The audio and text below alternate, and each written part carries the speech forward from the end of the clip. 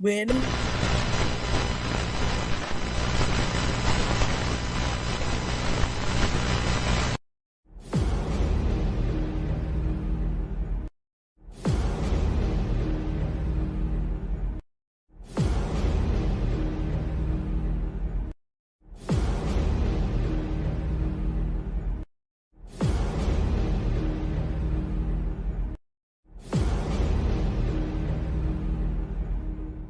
Ashes to ashes.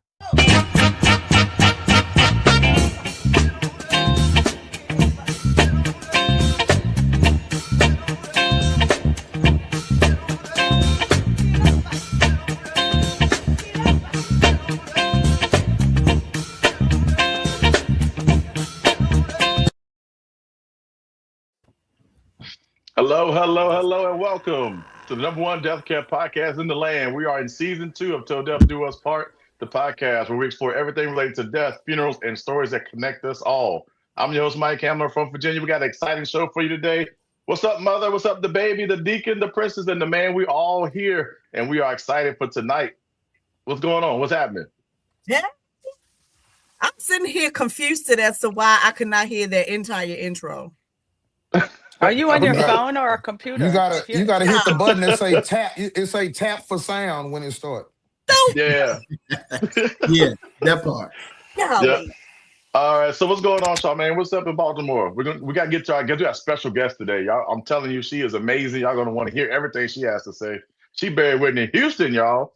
It's crazy. Well, I don't have much to say. Hey, welcome back.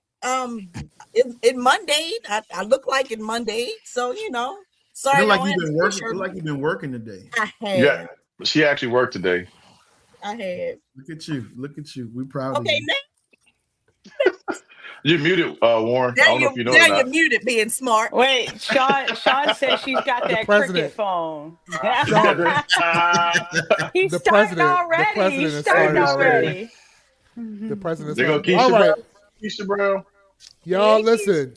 We have made it out the chat. We made it out the chat. We are like 11 episodes in at this point. Who knows?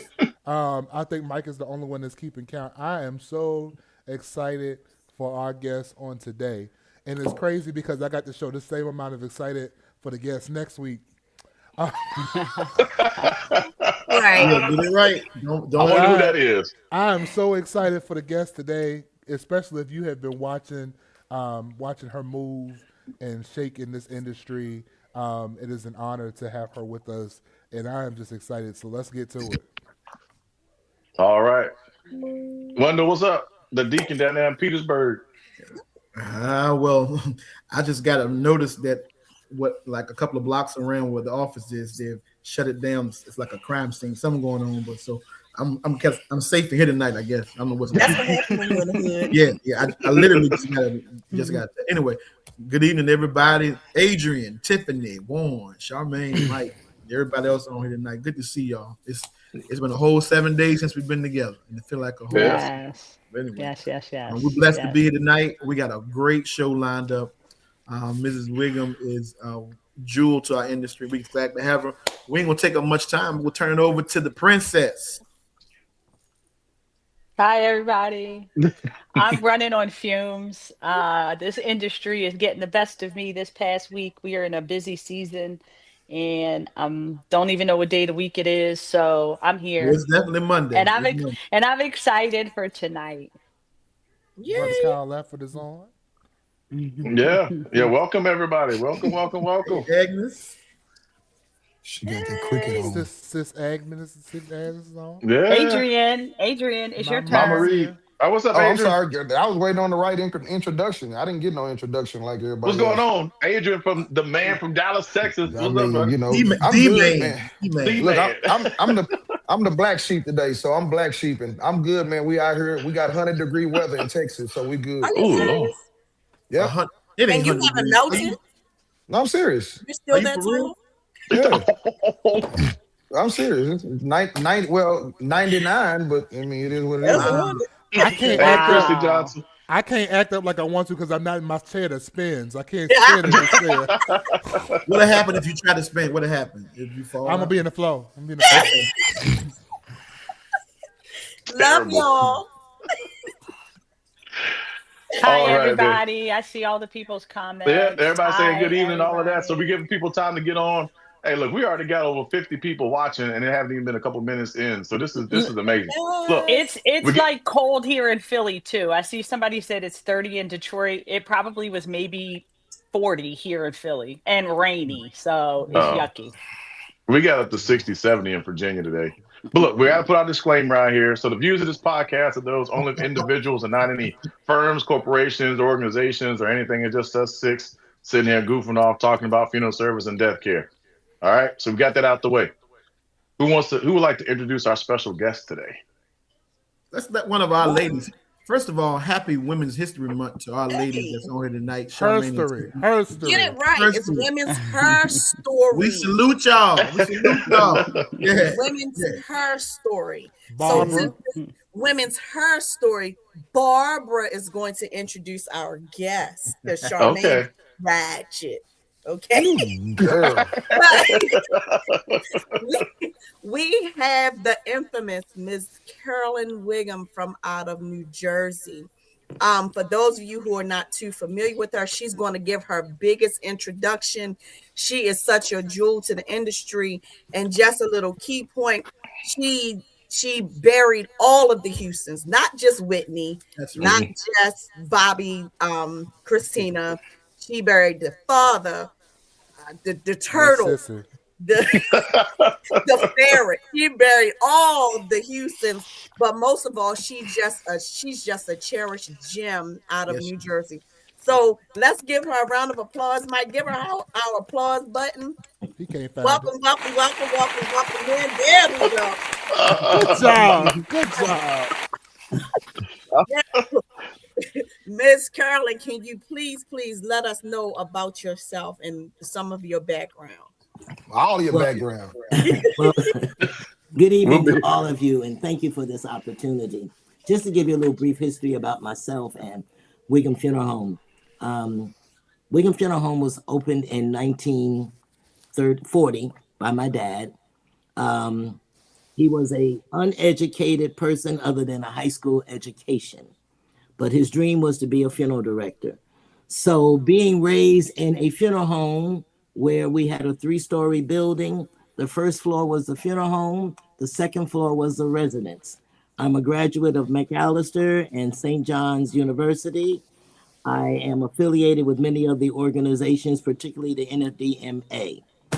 I've been licensed going on 40 years, so I'm not a spring chicken, y'all. Been doing this for 40 years. God has blessed me to have had the, I would say, pleasure as well as say the opportunity to do high profile funerals. But I want to make it very clear. I do all types of funerals. I do Medicaid funerals. I do direct cremations. I do whatever a family asks me for. We provide that service, but we provide it with excellence. And I think that's the key thing in this industry. So often people come into this industry for various reasons, but so often the wrong reasons. So that's a real bit quick about me. All right, thank you. It's an honor. It's an honor to have you on. I gotta just tell you this. So I remember I had heard of Carolyn Whigham and the funeral home that does not talk while they serve. That's correct. And I literally watched, Whitney Houston had a 3-hour funeral, 4-hour funeral. 4 hours. And when you grow up in funeral service, yeah, you watch to see who's there and who's speaking and whatnot, but you really are watching to see what the funeral home is and what they're doing. And at this point now, I got a 9-year-old child, and she literally wants to sit in front and watch this video just to see Miss Whigham do this slow turn in front of this casket and walk back out. Now you're talking about 40 years in the industry. That's a 9-year-old. So I wanted to tell you like that's the type of legacy that you have that you have put on us to carry for you. I have a 9-year-old who is aspiring to be like you. Thank you. So I just wanted to leave you with that. Thank you. Thank you. I think what you said earlier, Miss Whigham, was something intriguing. You said that you do all types of services, just not high profile. I was in one of Absolutely. your sessions. We were in one of your sessions, and you said one thing that stuck with us.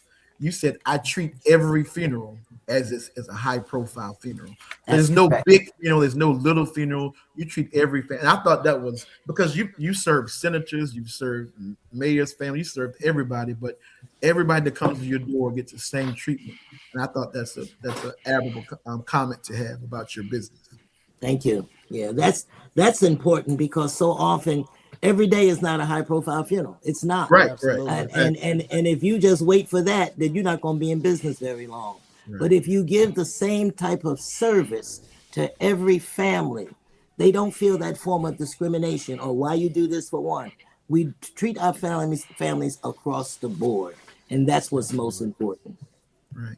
Well, being in the Absolutely. business 40 some years, could you tell us, share with us tonight? Because we're all sitting at your feet tonight, just ready to absorb. Who would you say was one of your greatest mentors? If it's one or two, just share with us who do you after 40 years, who was the people you look up to in the industry that My just greatest mentor, by no quibble of a doubt, was my father. wow. No doubt, my Okay. father. Okay. Again, my father had a vision, and his visions was excellence.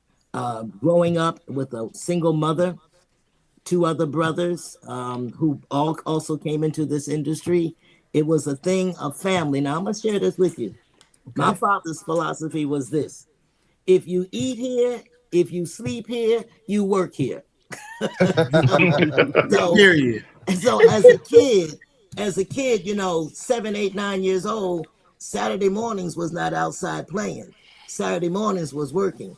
In the evenings was being downstairs, whether it was a door greeter or bringing the flowers and whatever it was. So I was groomed in this as a young kid growing up, and I always had this passion.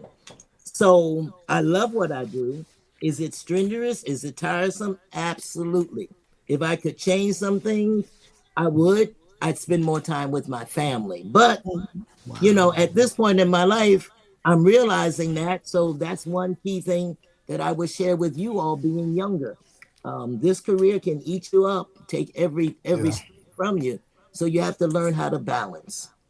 Wow. Well, Since that's since you amazing. You said, mentioned go living ahead. in a funeral Yeah, home, since you your mentioned living in a granddaughters are funeral watching. home, and I grew up in a funeral home as well. What was like one of the key points with your family being in there? You mentioned that you had to be a door greeter. Did your father do you like mine did? My chores was to clean up. You know, Absolutely. there was no pay, so your chores was to clean up before services and things like that. Well, did you Yes. have siblings in there as well to help, or were your siblings in another like house and you were the only one that was kind of stuck with doing that because you lived there? Were you in my house? I have an older brother who was licensed, but my brother's passion was not the same as mine. He Hmm. was licensed at least 6 years before me, but he eventually left the career. He wanted banker's hours. So eventually, I don't know whether you noticed, my father did open the first black bank in the state of New Jersey. So to Yeah, Wow. Wow. yeah. avoid I want my to talk about that. brother not coming downstairs to the funeral home until 11 o'clock in the morning, my dad took him to the bank with him. So, yes, Charmaine, it was little old me all by myself with the broom and the vacuum cleaning Mm. up. Miss Wickham, I don't know if anybody else caught it, but when you was talking about the different varieties of funerals you did, the first thing you said is that you also do Medicaid funerals. Yes. Going just replying off of that, like what would you say as if right now, as it relates to not that you don't care for everyone the same way, because we definitely know that, and that's what has kind of inspired all of us. But as it relates to how things go now, how serving now, how do you feel if you had to say anything has changed from what you have brought to the industry? Because I'm pretty sure a lot of people have looked up to you, a lot of people have tried to mirror you, duplicate all these things. What do you say? What change would you think you have brought to the funeral industry this day? I hope, I'm going to use the word hope. I hope the point of being professional, being ethical, and understanding that when you are with a family, it is their priority. It's not the news media. It's not at the bars having a drink that you share conversations that you have held in confidentiality. That's a key word in this career. And I have found the younger generation doesn't understand that. They feel the gossiping and the braggadocious, whatever it may be, is part of a conversation. It is not. If a family comes to you, you are to be their mentor and help them, but you're not to put their business in the street. Yeah. I That's love good. that. I, That's I love that. I love that. Yes, ma'am. I Yep. love that. Yeah. Wow.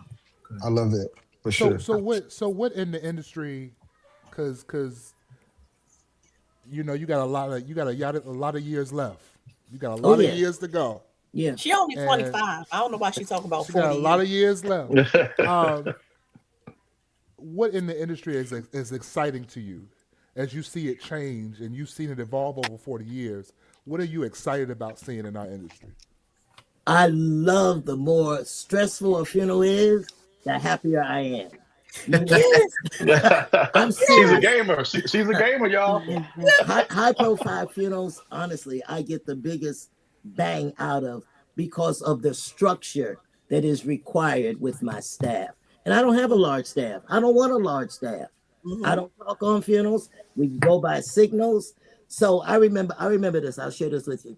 When Whitney first made her transition, I had funeral homes here in the state of New Jersey calling me, volunteering their service.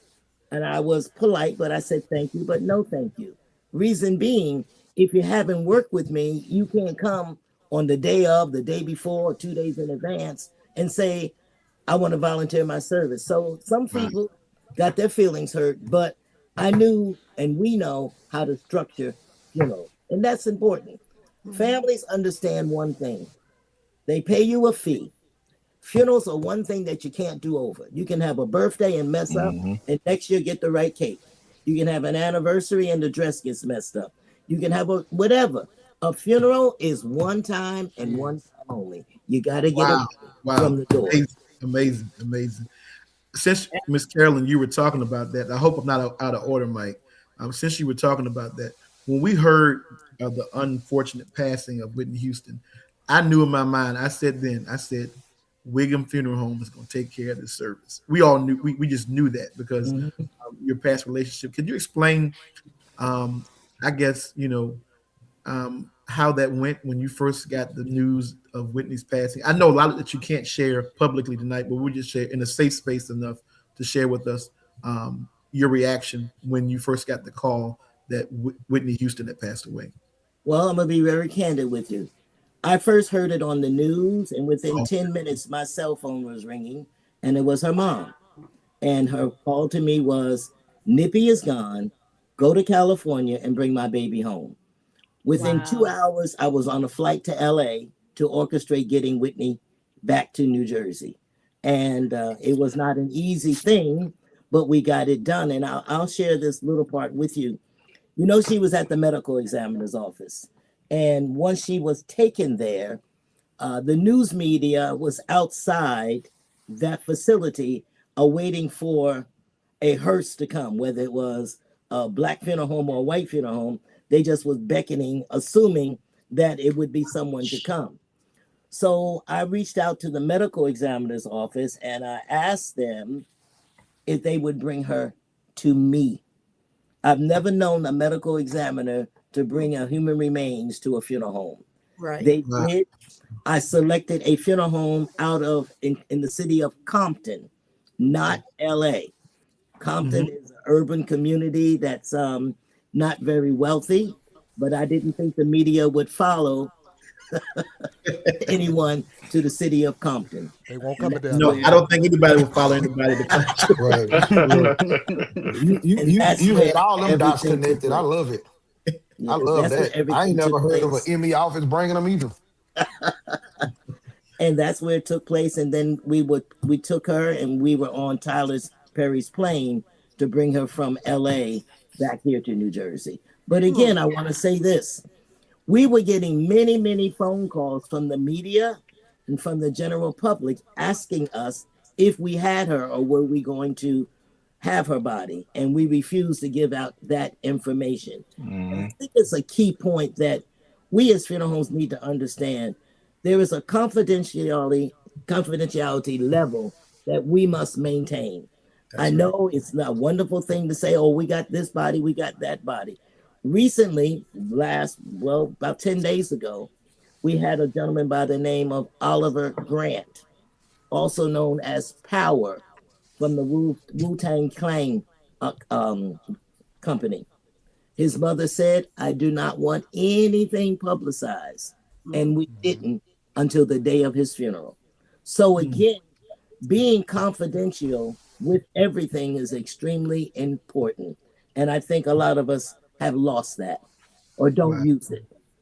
If I can ask you, because you said how your staff is not big at all, how do you base that as it relates to these high profile funerals? Do you, like, as far as the number of staff that you have versus who do you actually bring in to help? Who knows how to work a Carolyn Whigham service?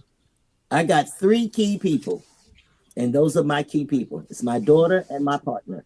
If I got them, they can instruct whatever we need. We all know our roles. Let me say it that way. Exactly. If we go back to Kimo Sabi, remember, I'm old school, y'all. Forgive me. Remember Tonto? Yes. Y'all remember Yes, Tonto? Lone Ranger. Okay, Kimo Lone Sabi, Ranger. All right. They can only be one chief.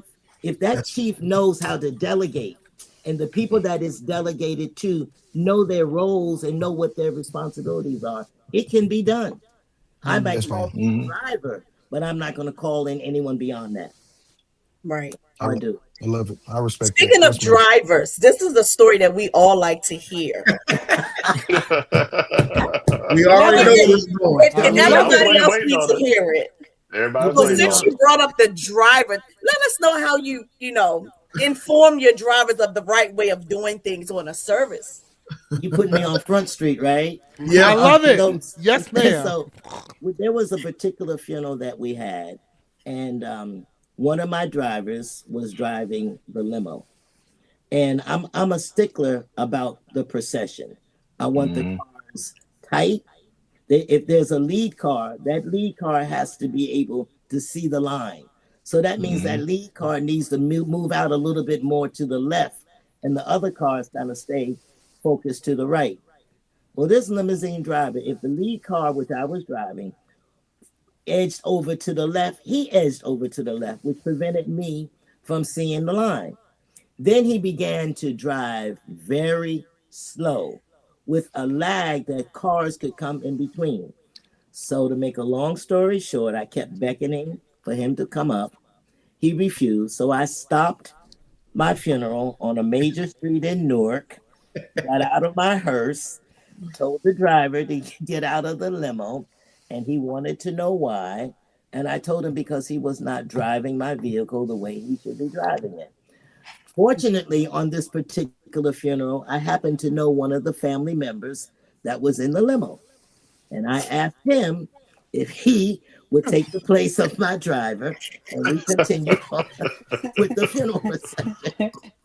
So that's the famous one where I had to get a little rambunctious.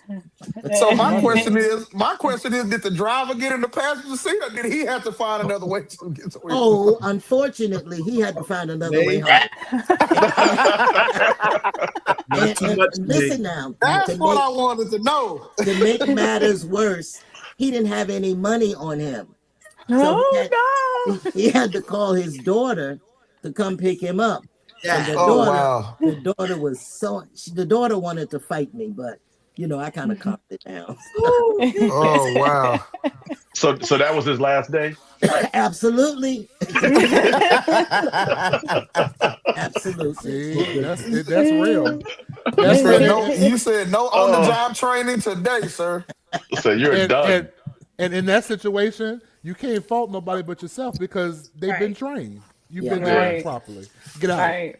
Get out. Get out. Wow. Get out. Let me ask. Those were my words. Get out. Get out. In this business and doing what you do with the services that you have, there's a lot of highs. Yes. with what happens. But give us some insight on some of the lows or the failures that taught you how not to do certain things or how not to make that happen again, so that you can do the best that you can. So, Miss Tiffanie, let me help you with this one. We have ways, and on our cell phones, we have, where they give you the directions how to get here to there. Some years ago, we had a funeral out of our local area, and I was conducting this funeral, and I was driving the lead car.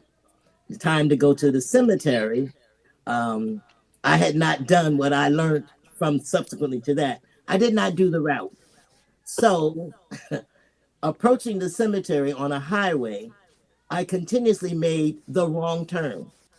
I made the wrong turn. Hear me now. I made the wrong turn 4 times. The 5th time, I got it right. When I arrived at the cemetery, this is exactly what I said. I said, family and friends, I know you wonder why I kept going around and around in circles. I said, you will remember, Mother, you told me that your daughter loved to walk around the community. Allow her to ride around. You got to make it work. Yeah, That was a great, yeah. that They was a great believe, and they cleanup. believe you. They probably You believe quick, you quick on them feet. You hear me? Yes. That was Listen, good. You said I To just make it wanted work. to take her through her neighborhood just That's one more right. time. That's One more right. time. To And this they're probably like, day, oh, that's so yes, they sweet. did. They did. They did. Oh Well, wow, Miss that's Yeah. Wiggum, like that's amazing. I do want to take a step back because we were talking about your father having the first black bank. Yes, I want to talk Um, about that. what are some other? Because I want to say that you have a foundation as well. A little What bit. what are, what are, A little bit. Let's talk about the bank. Let's talk about the bank. How did the bank come to inception? In 1967, my father began the vision that what was happening around that time, getting livery vehicles from other entities were owned by Italians, white Italians in our locality. And when my dad initially would call for a vehicle, they would send him junk. So my dad got kind of angry and said, you know what? I need to do something that I can help my community, not just me as a funeral director, but us as Black people in the community, that we can have ownership in something. So he began to go door by door, selling stock at $25 a share.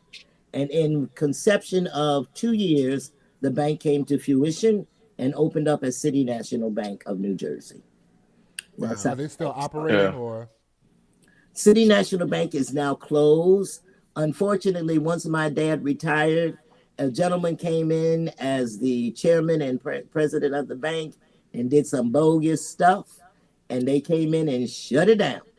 But this was, Oh wow. yeah. So it was Yeah. not at my dad's fault, but the new people who came in. You know how people can be greedy. We Yes. do. We Yes. do. Yeah, my uncle, my great uncle Lawrence Hamlar was one founder of our business. He was Mm-hmm. a founder of a bank here in Roanoke. So I Okay, know you shared that with us at one of the many seminars that you have given, at the NFD and MA, and I mm-hmm. was like resonated with that because during that time they couldn't get a loan, That's right. Mm. so they had to go outside of the area or find start their own. So thank y'all for that. I mean, it's just great that you're able to do that. Yep. So Uh, sorry to digress off our question list, but this is good information. yeah. Ms. Whigham, Adrian had alluded to it earlier. You were speaking about Medicaid cases, and Mm-hmm. someone sent over. Just wanted to know. I know from every state is a difference in reference to what the locales will do for Medicaid. Mm-hmm. In your state of New Jersey, when you said you do handle families who have Medicaid burials, can you just give us a 30-second synopsis of what that entails? New Jersey is one of the highest paying states in, as far as I know, the United States. We get approximately $3,300 towards a funeral. Family's contribution is $1,570, and they'll pay $740 to the cemetery. And that's for any person that has Medicaid That is qualified for Medicaid. qualified. Wow. Just Okay. because you're on Medicaid doesn't mean you qualify. We have to Okay. get Well, we have to get a number to be qualified. Wow. That's in amazing. Virginia, Wow. they don't pay anything. No, They pay nothing in Virginia. zero, zero, zero. Yeah, PA is like 780 or something minimal. So I'm Yeah. just assuming that the waiting process for that, Miss Carolyn, it is a process. It's not like a regular funeral. You have to get a qualified, you have to get approved. So that it's a couple of weeks Oh for that no, to no, no, no, no, not in New Jersey. really. We we email the information in to this particular individual within Okay. 24 to 48 hours. She responds with a control number. We move forward. Your check is in the mail within 30 days. Wow. Oh Amazing. wow. Amazing. Wow. Amazing. I'm moving to New Y'all Jersey. need to come up here. Yeah, we need to come to Yeah, I'm trying to it tell ain't you. happening in Virginia. Nothing So like we we've always as you hear the history, when your name comes up and there's Yeah. another particular person Jaleesa that said Tennessee doesn't pay anything either. soon as someone mentions in your name, your daughter name comes up and they say she don't play about her mama.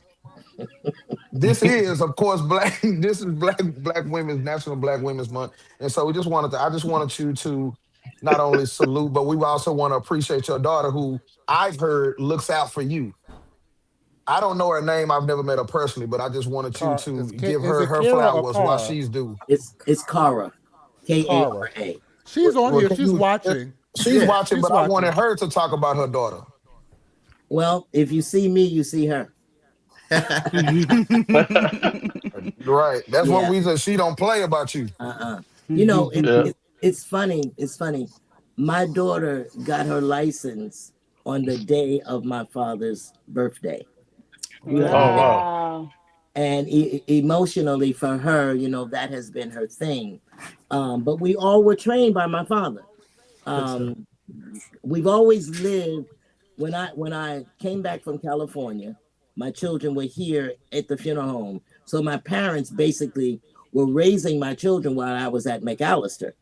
So I would be at McAllister during the day, come back here and work until 9 o'clock. So it was a thing where my children were with my daughter. So I have a son also who was licensed, but my son decided to go into a different career, but he lives in Harlem. When I Okay. need him, he's Okay. available. Awesome. That's good. Excellent. And that All was right. going to be my next question. Did your children have the privilege of living in the funeral home? And my children, little Becky, she doesn't want no parts of it. Becky. Sterling, he's gotten to the Becky. point where I had to, y'all know Becky, she gets in her moment. Becky don't want no parts of it. She said she don't want no parts of it. So that's fine. But Hmm. Sterling still comes in and out of the funeral home. And I encourage my children, make your own way and do your own thing. Find your own space. Right. Because growing up, and then I can say for me personally, after 30 years, and you've been in it 40 years, but 30 years legally for me, I'm burned out. Hmm. I get up on the side of the bed every morning and question if I want to show up, and then the phone rings, and I know I want to show up for the people that I serve. But Hmm. have you ever done anything else besides being in this funeral home? Have you had any other There you jobs? go. We had ladies before that mentioned that they worked in different places other than the funeral home to make the funeral home grow, or it's like they left government jobs to stay in the funeral home. Have you experienced that? After I got married and I was living in California for 10 years, that's how I knew so much about California. At that time, my former husband and I owned a property management real estate company. We were featured in Black Enterprise as being the largest African American owned property management real estate company. Um, Jesus. Wow. so my Just to say children, everything you touch is gold. I mean, my my God. children were born in Los Angeles, so they Okay. are from LA and they love LA. If my daughter if my daughter could have her choice, I think she would go to LA, but her loyalty is here. So it is Okay. what it is. And she loves what she does. I So hope. how do That's y'all? beautiful. How do you all flip the switch? Because I know sometimes, if I'm family business, I'm third generation, and my mother and I have a hard time flipping the switch between mother and son and business partner. Is that ever an issue for the two of you all? No, no. Number one, I think the respect of my daughter understanding mommy don't play. Simple I as think that. she know that. I think she know that. Mommy don't play. And I'll say this. I am blessed with my business partner, Terry, as well as my daughter. I never have to worry about my daughter not coming to work or being late. I mean, it's an instinct that came from my parents. Again, my father was a stickler. And I think having been raised in this career and my children living here in the funeral Hey, home, Battle. they know 8 o'clock, you got to be either on your way or here. Ain't no, I'm late or I got to go to Eight, this and that. did you say 8 o'clock? Yes, sir. Oh. Yes, sir. Well, they have 8 o'clock funerals. I told y'all earlier. They have early Early funerals. funerals. Yeah. Yes. Some viewings start at 9 in the morning. Some of our viewings start at 9. Wow. Wow. Amazing. And Miss if Whigham. anybody know anything about New Jersey and New York, we went up to Kyle Leftfoot's mother service. Mhm. And if it wasn't for Waves and I was in the car with you, Charmaine. Who was driving? Who was driving? Yeah, you were driving. Miss Carolyn, going to the cemetery. I thought I was gonna need to depend on the only way to make it. That's the kind of, y'all processions and how fast you go in and out of traffic. And then Charmaine driving, I was like, Lord, I hope I make it to the cemetery in one piece. It was crazy. Lord. have to be able to keep up in New Jersey. People respect processions in the country. In the That city, must be a northern thing because services here in Philly are early too. We have mostly 9 or 10 o'clock viewings. Yes, and yeah. Nah, down here they want to have it at 2 or 3 o'clock. that's No. right. No. Oh, no. We're done. We're done by 2 or 3 o'clock. That's We're correct. finished. That's Yeah. right. The bacon Well- don't hit the pan until 9 a.m. Welcome to Virginia. 2 Yeah. and 3 o'clock funerals is where it is down here. Yeah, I try to get him in now. But Tiff, I didn't- oh, go ahead, Adrian. Then you got Tiffany. I No, want Tiffany to I was answer your just gonna question say after I Adrian.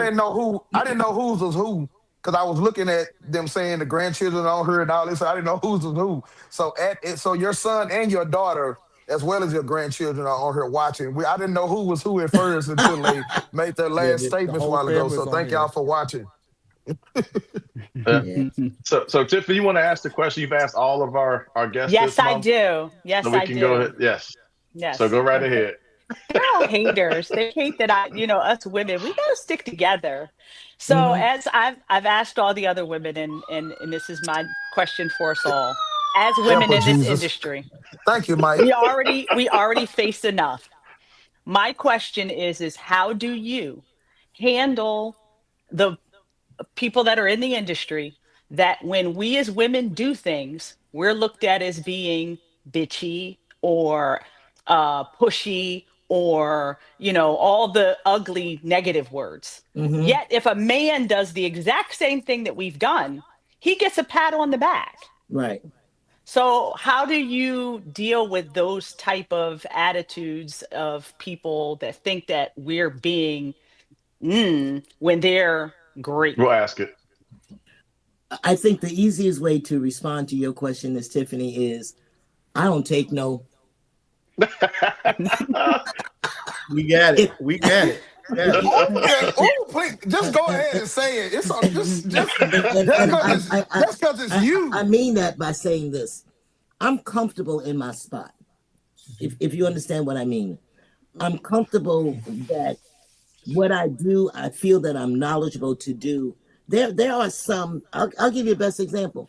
There are some ministers right here in my community that will go and ask my driver a question before he will come to me. And you know how that's circumvented? My driver will say, "You've got to go ask Miss Whigham." I put him back on front. You've got, I don't know. You've got to go ask Miss Whigham. So yes, I get it. And I do have it sometimes, not all the time, but I don't let it bother me. It's a situation where there are just some mean people out here. But if you're comfortable in your spot, I know what my role is. I know what my responsibilities are. If I follow that and my family is pleased, I'm okay. Hey, Miss Especially Terry. with some of them preachers. Yep. Shout out to Miss Terry Whigham. Hey, Terry. Yes. She's on here as So well. I got another question is on the list here. So what does your perfect day look like? And if you could have one superpower, what would it be? Perfect day would be Monday, Tuesday, Wednesday, Thursday, Friday, Saturday. A funeral that's sunny day, Okay. family is pleased. It's 2:00 and I'm back at the funeral home. That's my perfect day. A superpower, I want 3 of me. Wow. See, 3 of I them. always say I Yeah, need to have 3. myself cloned, so I'm glad I'm 3 not of alone them. in that feeling. There you I'm go, glad. Tiffanie. 3 of me. Superpower. 3 of them. I'm talking about for real. Oh my Miss goodness. Miss Carolyn, if you had to say a challenge, you've been in the industry 40 some years, okay? What would you consider today to be one of the biggest challenges that we have in the funeral industry? If you could pick one, what would be the biggest challenge that we have, you would say? If I'm answering you the best way I can, Okay. young people come into this career, in my opinion, with the wrong thought in mind. They go to school and they get book knowledge, but Okay. book knowledge is entirely different than experience. Talk Yes. to us. Come on, help us. Help us. They come through the door with a license in their pocket and they know everything, but they don't know nothing. Don't know ish. Nothing. They do not know about being compassionate, how to listen, how to adhere to being ethical, responsible, and the things that are required in this career. They just feel I went to school, book knowledge ain't the answer. It helps you to pass, but it Wow. doesn't help you in this career until you have hands-on experience Mm. with a Talk proper about person it. teaching you. Come on. Man, Yeah. my Yeah. goodness. Yes, sir. You touched on kind of what I have a to a certain degree a personal issue with as it relates to even when we get into the whole licensed versus unlicensed thing. You know, yes, it's one thing for someone who's not doing the work, not trying to do the work to get the license. But to the person who's doing the work, who wants to do the work, who's dedicated to the work, and who is in process of getting it done, to that person versus the one who already has the license. Like, let's do our due diligence about people. Let's find out, where they at with what they got going on versus putting folks down, thinking that they don't know, thinking that they're not trying instead of like you said, grabbing them by the arm, putting your hand behind their back and pushing them and leading them to where they, where they need to be, versus you sit in that corner and you, like you say, gossip and you got the negativity talk going on, versus again, finding out, hey, listen, let me help this person to get to where they are so that for that particular person can stand in the same gap that I'm standing in Right. as it relates to integrity in this industry. Right. Well, Come on, you man, son. you got people that are called funeral planners. The funeral planner. Yeah. Oh, Yeah. funeral consultants. Here That's in new. Philly, we That's have new. funeral consultants. They have Unbelievable. celebrants. You got your celebrants now too. Yeah. They know nothing. They know nothing. Yeah. Yeah. Miss I Wiggins, just I think that bothers me. your son asked, please ask my mother about the time they shut down an entire highway for a police officer funeral. Why don't he tell the story? That must have been his favorite funeral. Well, we had a funeral. We'll send him the link real quick. We're on the way to the cemetery to do a interment. The interment is completed. My son is driving one of the limos.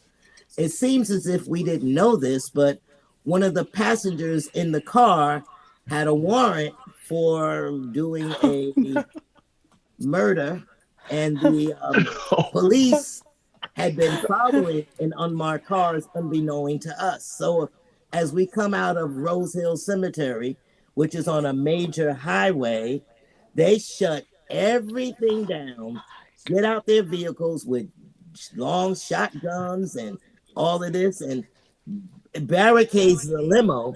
Now I'm in the hearse, so I'm like on the highway gone, and I'm looking in my rearview mirror, and all I see is lights flashing and everything. So it seems as if the person they were looking for had a twin. The twin was in the car. It wasn't the person they wanted. It was Oh his my twin. gosh. But they shut the whole highway down.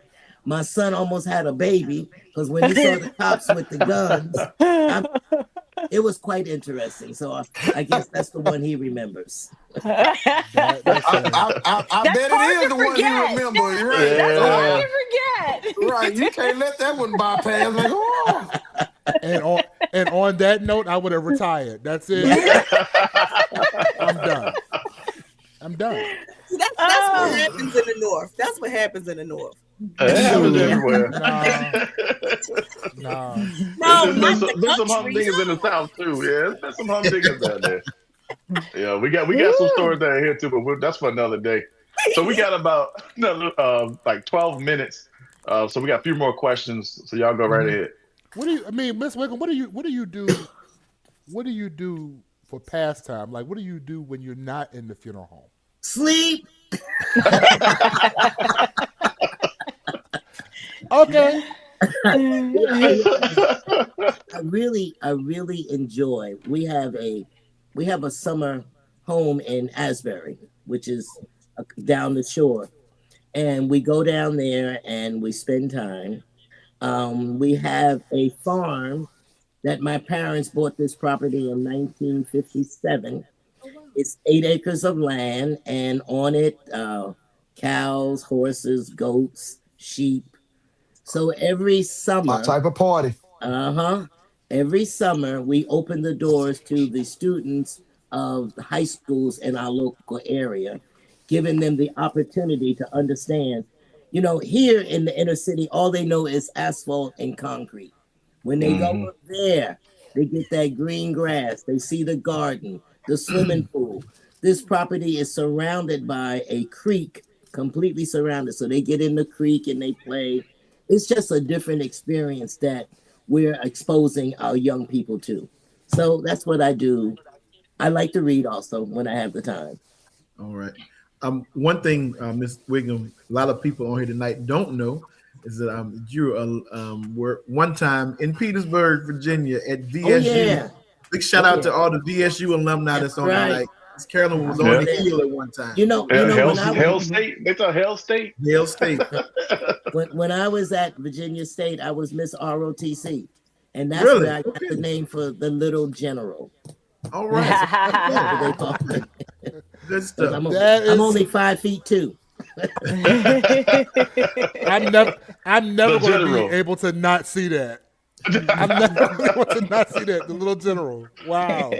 Ms. Whigham, I know we talked about earlier about Whitney's service, and Warren said about how his daughter watched some services that you do.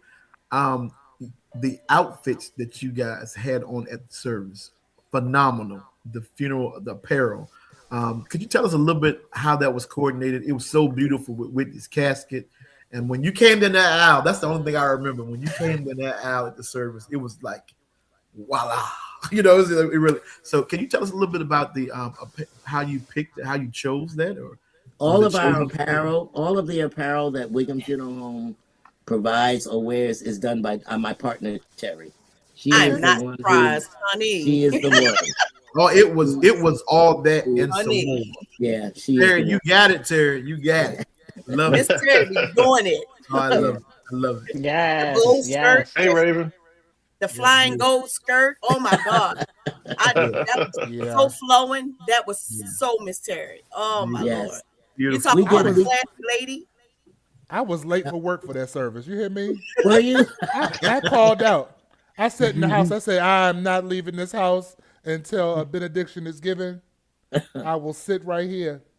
Look, I decided after watching that service, I said, "Oh, I gotta hire some folks so they can lift my casket just like that."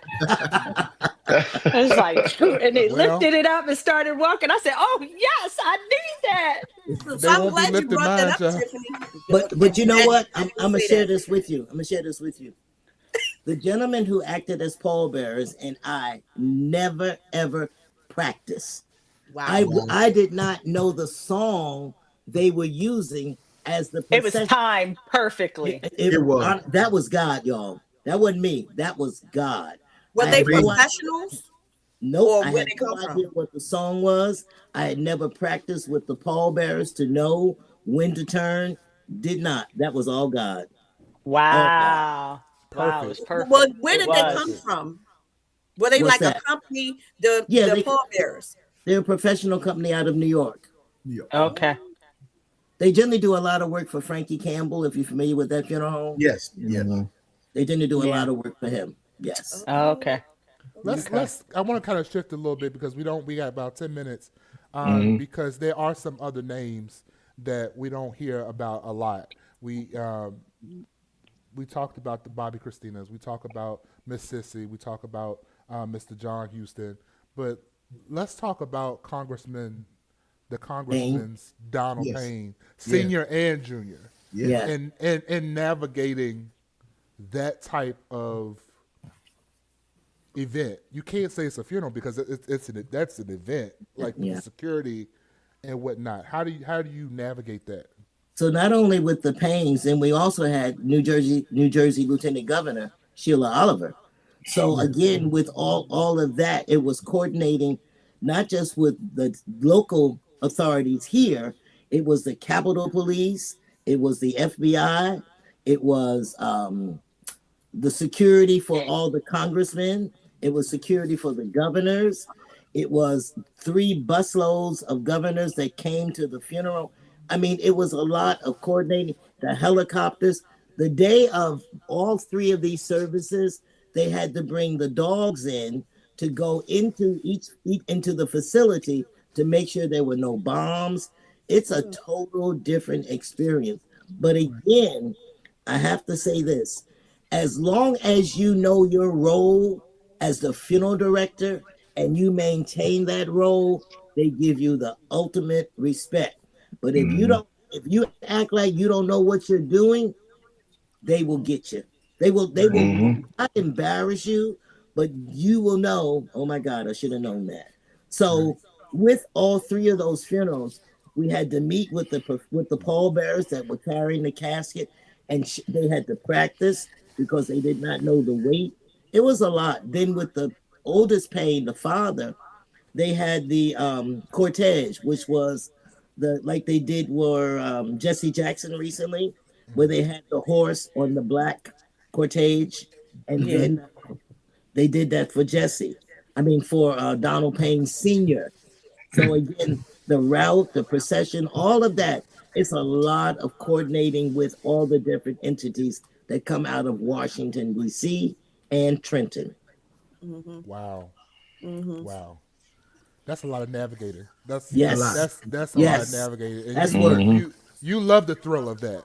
I give you so much kudos and props to that, because we literally had a higher profile funeral here in Philly this past weekend. I was so exhausted. I said, I don't know Tiff was how about to pass out. after 2 days of it, this Friday night and Saturday, when Look, that she's casket still went tired now. down, Look at her. when that casket went down, I was like, praise Jesus. His because it was so much. I don't know how you get Thank you. applause from me. So With all of these, one day they're in the Capitol in Trenton, then they come here to the Rotunda Room in Newark, and then the 3rd day is the funeral service. So it's 3 days. It's 3 days. And when they're in the 2 places of the Capitol or the Rotunda, that's 24 hours. Wow. Wow. We Yeah. got So who sits with them 24 with that 24 hours? We do. We split shifts. We do. That's Because we're amazing. responsible for that body. So we got time for 2 more that questions. body. I want to ask this one that we've asked most of our guests. Ms. Whigham, again, thank you so much for coming on today. So what advice would you give your 18-year-old self? Family, family, family. If I could do it all over again, I would learn to prioritize. You all know this profession consumes you. It takes every drop of strength that you have. And what happened to me, I didn't have the time. Both of my children, before they came into this career, were extremely involved in athletics. My son ran track, went to college on a track scholarship. My daughter played basketball, went to college on a basketball scholarship. Ask them how many games, how many track meets did I go to? Very, very few. I missed out on them. Even I have grandchildren that I really don't spend the time with.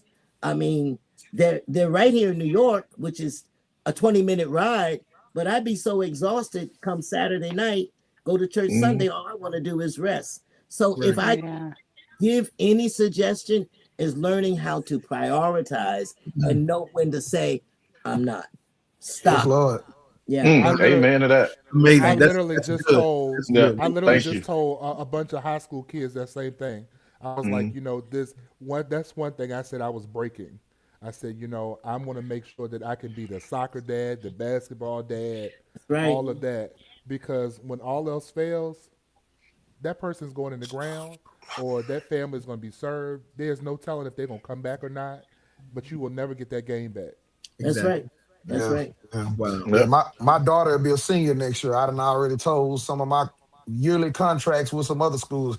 I can't do it next year. Sorry, y'all. I won't be there. Someone had a question on here as well. They gave a lot of compliments rather, but of course we give you these compliments every time we see you as well. But Yeah, who we got time for one is more, then we're about to let her responsible? go. Who's the stylist? Who's the stylist? The wardrobe. Yes, I didn't hear Terry. it. Terry. Terry. Okay. Terry. Yeah. Okay. Her partner Terry is her stylist, killing ladies it. and gentlemen. Ms. Miss Whigham, Terry killed it. we appreciate you.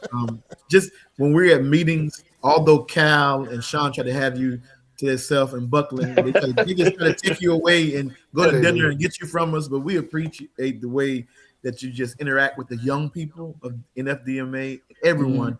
You're highly respected. We hope to see you at our house meeting in a few weeks. But you always have a pleasant disposition, and you deal with everybody, and you're so personable, and we appreciate that. But we got some funeral directors in the organization and in industry who are unapproachable, who are just standoffish, and you've never been that way. And we love you for the person that you are. We do appreciate Thank you. I remember while we were in New Jersey, and I walked up to you and I said, Miss Whigham, you left your window open. And you said, baby, ain't nothing in there. and walked on in the convention center like nothing happened. I was like, well, if it's good with her, it's good with me. I remember. Yeah. We appreciate you. We love But before we leave, I really want y'all to understand something. I thank you for all the accolades and all of that. But one of the things that is truly the blessings that God has bestowed upon us is prayer. Prayer. Absolutely. I'm telling you, Terry is our prayer warrior here. And when I tell you, we pray, pray and we thank God. And it's important that when we do these high profile funerals, that we ask God to bless us and give us the guidance and the foresight to see. And when it's over, we thank God that we were able to achieve it. So through all of this, I don't care what you do in this career, take time to thank God. Please. All right. Wow. Is she there now? Is Terry with you? Amazing. She's on the outside the building. Can she pray us out? I don't know where she is. She was looking for her. She's gonna go get her. She's gonna she can pray us right on out of here. We got 2 minutes. Terry will have to speak in tongues and stuff. That's how to do it. My goodness. You know how to do it. Tell her to pray us out. Well, just ask her to pray for us tonight when you see her. Okay. Absolutely. That'll be great. Thoroughly enjoyed you. Let me share this with you, then I'm gonna let you go. It was Terry's starting. Garden State has now every Monday we have prayer at 9 a.m. and all the members of Garden State come together. We get on the phone and we have prayer, and that was instituted by Terry. And I will say that I don't know about any other state, but the state of New Jersey, Garden State funeral directors, we are one. We get along great. We love each other. We respect each other. We share all of that. And I wish other states could do that. Me too. Don't get caught up in all that BS. It ain't worth it. Because who's going to come to you is going to come to you. Whoever's going to come to your funeral home is going to come to you. That's and remember one thing. Y'all are not supposed to get everybody. You're not supposed. It's who they choose. That was a word. If they come to you and they turn around and leave, God bless them. Because if you can't please them from the door, you will not please them at the end. Let it go. Great Ooh, day. I done You preaching That's here the best tonight. advice ever. Yes, sir. Hey, Carolyn Whigham for president of NFD&MA. Listen. Sean got to go. That was Can't great. please him. Wow. hey, Yes, I sir. think that's the best final words we've had so far. That was My great. God. Amazing. Yeah. Amazing. Man, That's a great way to I close us start out. sweating. I start sweating. Yeah. I really Oh, would love for Terry to come on and pray now. Cara said prayer is Monday nights at 9 p.m. What did I say? Yeah. 9 a.m. 9 p.m. See, Sorry. we were talking about those Yeah. 9 a.m. funerals Oh, earlier. she's That's about what to she's get. talking about. She's about to get on prayer now. She's logging on for prayer now. Yeah, All right, y'all. all right, Miss Whigham, thank you so much for coming on thank and you. giving us all this Thank wisdom you. and knowledge. Yes. We really yes. so appreciate much. you.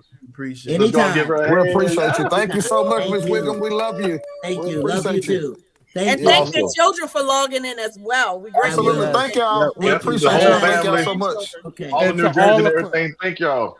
to all Look, of thank you. Kyle's classmates, to all of Kyle's to all Kyle's students, all of his students that were logged on today. Thank y'all so much for coming back. Yeah. And Absolutely. Sean. Thank you. And Thank you. Sean. Thank And you. Sean. Thank you, And Sean. Sean students. Yep. Thank All you right, all Thank you, y'all. for brother. coming Thank you, Thank you brother to the Kyle, for students. relating the message. Now Look, y'all we're know. about a minute. We're a minute overtime, but it's definitely worth it. Miss Whigham, go ahead. Yes, ma'am. You know, Kyle Ledford did his apprenticeship under me. That's Look at right. that. and your grand preceptor. That's right. That's right. Braxton. Braxton. That's my grand preceptor. Good night, everyone. Good Good night. Good night. night. All right, so Good before we check night. out here, we have another great guest next week. We have Yes. Miss Jacqueline Reid from Bland Reid It's Funeral Home Reid. in VA, Farmville, VA. Virginia. Two up. So Two my down. VA gonna mama. be here next week. Mike, before we log off tonight, we definitely want to send our prayers to our colleagues in the state of Georgia. Some of us were able to go to the funeral yesterday for our beloved Jonathan. Jonathan Fuller. Jonathan Fuller. Mhm. He was a great guy, great funeral director. They celebrated his life yesterday. We just want to send prayers to his family. From all of us here to Death Do Us Part. They was churching in that thing. Yeah, man. Come on. Wow. So on behalf of Charmaine, Tiffanie, Warren, Adrian, Wendal, and myself, thank y'all for joining us tonight. Peace. Good night.